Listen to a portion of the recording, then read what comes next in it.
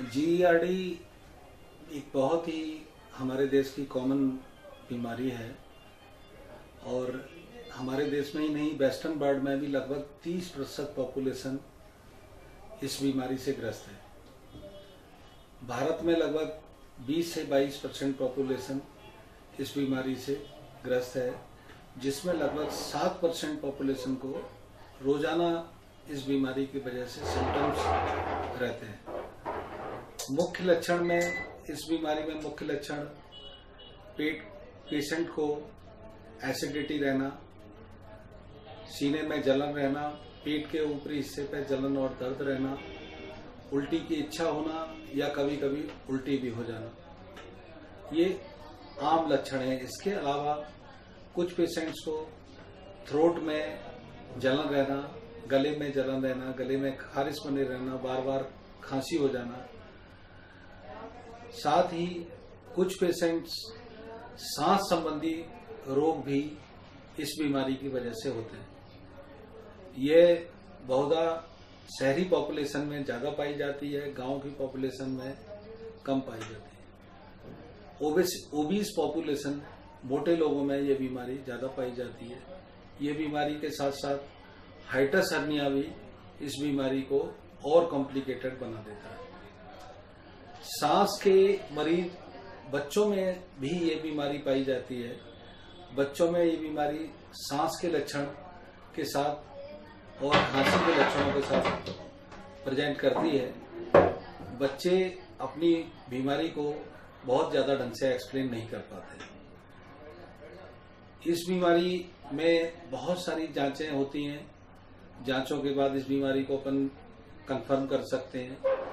साथ ही साथ केवल हिस्ट्री के बेसिस पर भी बीमारी को एनालाइज कर सकते हैं और उसका इलाज प्रारंभ कर सकते हैं। लंबे समय के रिफ्लक्स रहने से पेशेंट को फूड पाइप में स्ट्रक्चर यानी कि रुकावट भी हो सकती है और बैरट्स चेंजेस यानी कि प्री मैलिग्नेंट कंडीशन होती है, जिससे कैंसर डेवलपमेंट भी हो सकता है।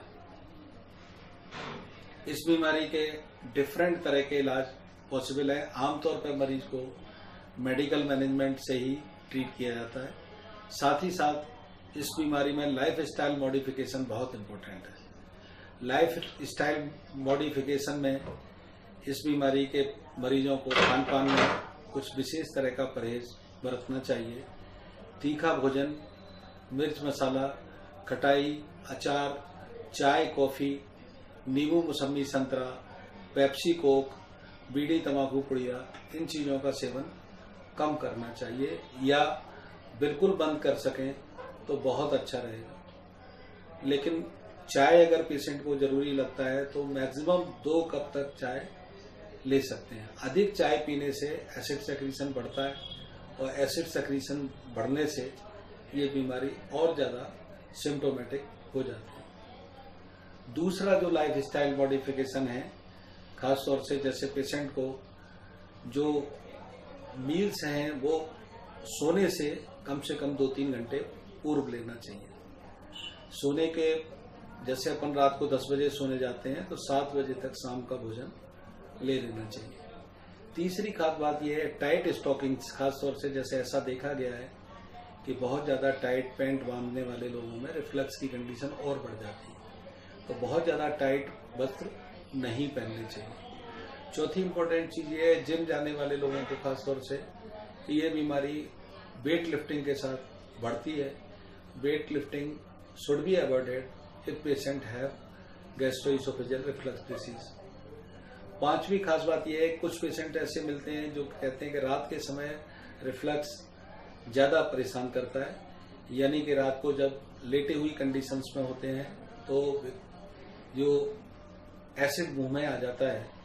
ऐसे मरीजों को ये खास हिदायत दी जाती है कि चारपाई के सर के हिस्से को 3 से 5 इंच तक ऊंचा कर दें, यानी कि चारपाई के सर की तरफ एक ईंट नीचे से लगा दें तो चारपाई थोड़ा सा 10 डिग्री जो सर का हिस्सा है वो ऊंचा हो जाएगा। उससे नॉक्टर्नल रिफ्लेक्स यानी कि रात के समय जो रिफ्लेक्स की स्थिति होती है उससे बचाव किया जा सकता है। ये लाइफ स्टाइल मॉडिफिकेशन इन मरीजों में बहुत इंपॉर्टेंट है। इसके अलावा मरीज medical treatment required in definitely most of the patients. Medical treatment में एंटासिड्स सबसे पहले ट्राई किए गए। एंटासिड डेफिनेटली कोई भी एंटासिड अपन ले लेते हैं तो जलन कम हो जाती है, लेकिन जो अंदर म्यूकोसा में छाले बन रहे होते हैं, इरोजन्स बन रहे होते हैं, वो उस पर ये ज्यादा इफेक्ट नहीं करते। इवन अपन कोल्ड मिल्क ले लेते हैं तो सीने की जलन और पेट की जलन कई बार पेशेंट उससे भी रिलीफ पाता है। बाकी ड्रग्स में मेन जो दवाइयां हैं, इसमें आजकल प्रोटॉन पंप इनहिबिटर्स एक ग्रुप है जिसमें 4-5 दवाइयां उपलब्ध हैं जो बहुत ही असरकारी हैं और बहुत इफेक्टिव हैं। प्रोटॉन पंप इनहिबिटर के साथ प्रोकाइनेटिक ड्रग्स भी GERD में काफी हेल्प करती हैं। अगर इन दोनों ड्रग्स को कंबाइन करते हैं तो 90% से ज्यादा मरीजों के लिए लाभकारी होता है। कुछ पेशेंट्स ऐसे होते हैं जो मेडिकल ट्रीटमेंट को रेस्पॉन्ड नहीं करते। इन पेशेंट्स को सर्जिकल ट्रीटमेंट्स जरूरत पड़ती है।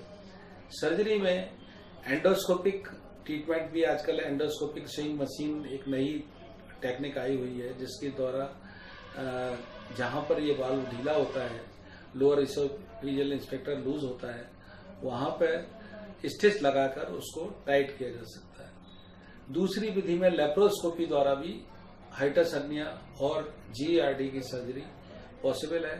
उसमें ज्यादा कन्वेंशनल ओपन सर्जरी से उसमें ज्यादा समय नहीं लगता, पेशेंट जल्दी घर पहुंच जाता है। कन्वेंशनल ओपन सर्जरी ग्वालियर में अपने शहर में वही पॉसिबल है। ठीक, मेरे ख्याल से बहुत है। Thank you sir. Excellent continuity sir. मैंने कहा लाओ, क्या है सर, बिल्कुल सर, थोड़ा सा सर बहुत बढ़िया।